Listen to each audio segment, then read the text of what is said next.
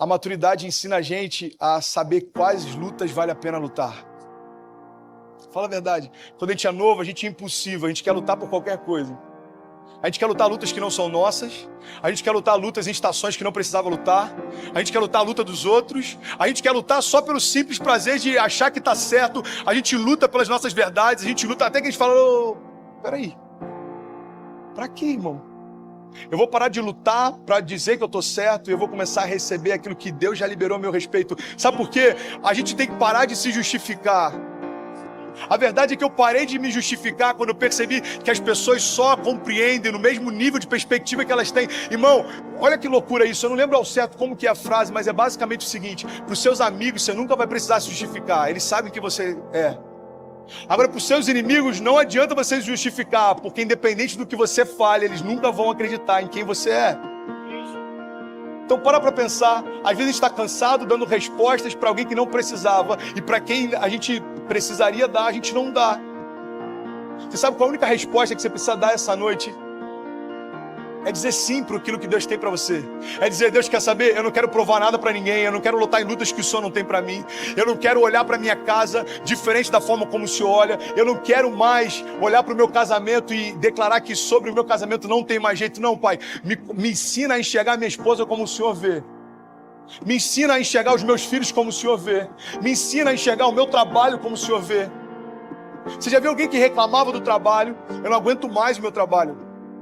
Cara, eu não aguento mais, eu não aguento mais, eu não aguento mais. Aí, no dia seguinte, a pessoa vem meio chorosa e fala: o que aconteceu? Fui dispensado. Aí você fala: pô, glória a Deus, cara. Glória a Deus não, pastor, o que eu vou fazer da minha vida?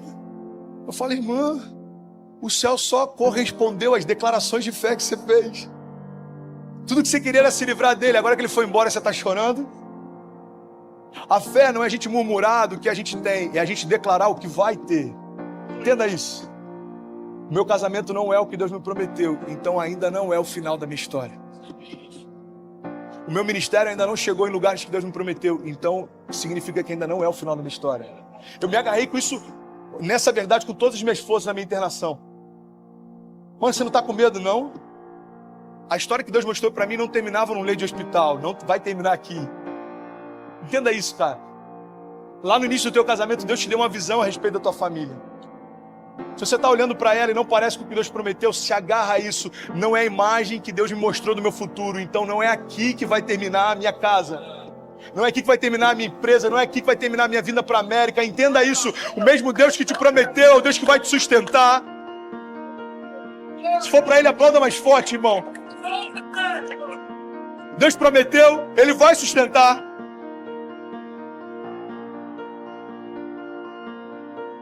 A gente precisa mudar a mente. Romanos 12 diz: eu rogo-vos, pois. Você sabe o que é eu rogo-vos?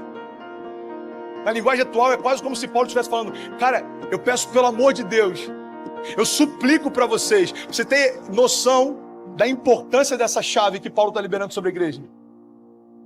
Ele está falando: irmão, eu suplico para vocês, pelas misericórdias de Deus, que apresenteis o vosso corpo para o sacrifício vivo, santo e agradável a Deus, que é o vosso culto racional. Que agora vem a chave que libera destinos. Ele fala: e não vos conformeis com esse século, mas transformai-vos pela renovação da vossa mente, para que experimenteis qual seja a boa, agradável e perfeita vontade de Deus. Paulo está falando: ei, você quer experimentar a vontade de Deus? Então deixa Ele transformar a tua mente. Deixa Ele mudar os teus pensamentos, deixa Ele mudar a tua forma de enxergar o mundo. Irmão, o mundo não está em crise não, é você que só consegue olhar para o teu gigante. Max Lucado fala a respeito disso: olha, você olha para o teu gigante e você vai tropeçar. Agora olha para o teu Deus e os teus gigantes tropeçarão. Isso tem que mudar a perspectiva. É só mudar a perspectiva. O que Deus tem para nós não é chancelar o que a gente bem entende. O que Deus tem para nós é levar a gente para um lugar onde a gente não entende. Você está vivendo coisas que você não entende. Entenda isso em nome de Jesus. Pastor, eu não consigo explicar, então fique em paz. É Deus quem está fazendo. Irmão, se você perguntar para alguém que está vivendo os melhores dias da vida dele, como ele chegou até lá, presta atenção nisso. Se ele souber te explicar, tenha convicção, foi o mérito dele que levou até lá, não a graça de Deus. A graça vai te fazer viver coisas que você não vai saber como explicar. Eu não sei nem por onde começar, irmão. Se eu te falar em que momento começou, pastor, a fluir a tua história, em que momento Deus começou a mudar. Irmão, eu nem sei te explicar. Porque chegou um momento em que tudo aquilo que eu sonhava aconteceu. E aí Deus falou, e aí? Acabou? Zerou a tua imaginação? Falei, Deus, eu estou vivendo os melhores dias da minha vida. Ele falou, então tá bom, então agora deixa eu começar, porque eu só posso começar o sobrenatural quando o seu natural se esvazia. Deus está dizendo para pessoas nessa manhã, deixa eu ser Deus na tua vida. Você está muito cheio de si para que consiga ser cheio de mim. Pessoas cheias de si não conseguem ser cheias de Deus, irmão. Por quê? Porque Deus ele não vai ficar disputando espaço dentro de você. Não tenta entender. Filipenses 4:7 diz, e a paz de Deus, que excede todo entendimento. Presta atenção nisso em nome de Jesus. Cara, isso é tão poderoso para mudar realidades. Tirar pessoas da depressão, cadeias emocionais, sofismas, pensamentos de morte, crises existenciais. Olha o que o Filipenses 4:7 está dizendo. E a paz de Deus, que excede o entendimento. A paz de Deus que vai além do que você compreende. A paz de Deus que vai além do que você consegue entender. A paz de Deus que vai além da tua lógica. Guardará os seus corações e as suas mentes em Cristo Jesus. Tem uma frase do Bill Johnson que eu acho maravilhosa, irmão. Presta atenção nisso. Ele disse o seguinte, para você experimentar a paz que excede o entendimento, você precisa abrir mão do direito de entender. Uau, isso é muito forte, cara.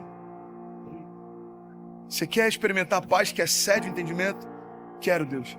Então, a partir de agora, abre mão do seu direito de entender. Porque a paz que excede o entendimento não está mais preocupado com o que você entende ou não, mas é uma paz que faz com que você prospere, mesmo em meio às maiores circunstâncias adversas da tua vida. Vai ter gente que vai achar que você é louco, vai falar, mano, você tá anestesiado, você não está vendo o que está acontecendo. Você vai falar, não, eu decidi não entender, mas descansar. Eu decidi não me mover pela lógica, mas confiar. Deus disse que estaria comigo todos os dias da minha vida até a consumação dos séculos, e isso é real. Hoje, como foi ontem, e vai ser amanhã também.